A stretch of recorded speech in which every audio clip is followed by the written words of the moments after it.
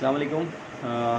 भाइयों, बहुत सारे सवालात ये आ रहे हैं कि आपको कोरोना किस तरह पता चला कि आपको कोरोना है, और किस तरह आप गए। आपको कोई बीमारी थी जो आप टेस्ट कराने गए, या आप खुद सेल्फ मोटिवेशन के थ्रू आप जो हैं वो कोरोना का टेस्ट कराने के लिए चले गए, और अभी फ़िलहाल कोरोना डायग्नोज होने के बाद आप कौन सी दवाइयाँ ले रहे हैं, और घर पे आइसोलेशन बेहतर है या आप किसी हॉस्पिटल में आइसोलेट हुए हुए हैं।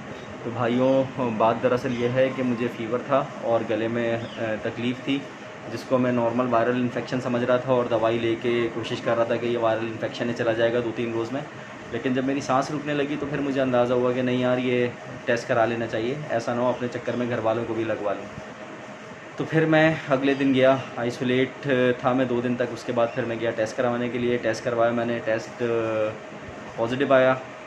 उसके बाद बहुत सारे डॉक्टरों से कंसल्ट किया कि क्या करना चाहिए, क्या नहीं करना चाहिए, और बहुत सारे डॉक्टरों ने बहुत अलग अलग मशवरे दिए। लेकिन जो सबका समअप है वो ये है कि आपने एक्सरसाइज करनी है, जो मैं रेगुलर कर रहा हूँ, और विटामिन सी हर हाल में लेनी है, चाहे वो नींबू पानी पी के पिएँ लें अपने जिस्म में, या फिर आप ऑरेंज का जूस लें, फ्रेश ऑरेंज के जूसेस लें, या फिर आप ऑरेंज को जो है वो खाएं।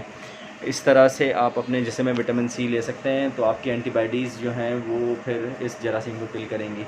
और जहाँ तक बात मेडिसिन्स का ताल्लुक़ है, तो भाई मेडिसिन्स देखो, कोरोना के 3 स्टेजेस होते हैं जहाँ तक मैं समझ पाया हूँ कोरोना को। पहला इनिशियल स्टेज ये है कि आपके गला ख़राब होता है, दूसरा स्टेज ये कि वो आपके चेस्ट पे पेनिट्रेट करके नमूनिया क्रिएट करते हैं, और तीसरा स्टेज जो सबसे लास्ट स्टेज होता है वो आपके लंग्स को डैमेज कर देता है। तो अगर जिस भाई को भी डायग्नोज़ हुआ है, किसी जानने वाले को डायग्नोज़ हुआ है, तो सबसे पहली फ़ुर्सत में अगर उसको पहले स्टेज पे ही डायग्नोज़ हो गया तो कोशिश ये करे कि भाई उस पहले स्टेज पे ही उसे रोक ले। सना मक्खी का कावा पिए, जो मैं पी रहा हूँ।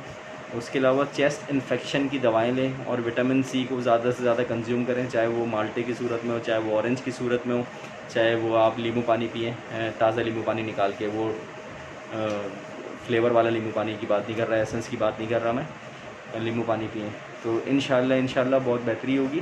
मैं माशाल्लाह बहुत फ़िट हूँ, और चेस्ट इन्फेक्शन की दवाइयाँ खा रहा हूँ। इस वजह से खा रहा हूँ, मुझे कोई चेस्ट इन्फेक्शन नहीं है, कोई मुझे ख़तरा भी नहीं है, लेकिन मैं सिर्फ इस वजह से खा रहा हूँ क्योंकि मुझे अभी चेस्ट एक्सरे करवाने जाना था। सारे डॉक्टर्स ने यही बोला था कि सेकंड स्टेज चेस्ट एक्सरे पे शामिल साबित हो जाता है कि आपको नमूनिया की शिकायत है या नहीं है।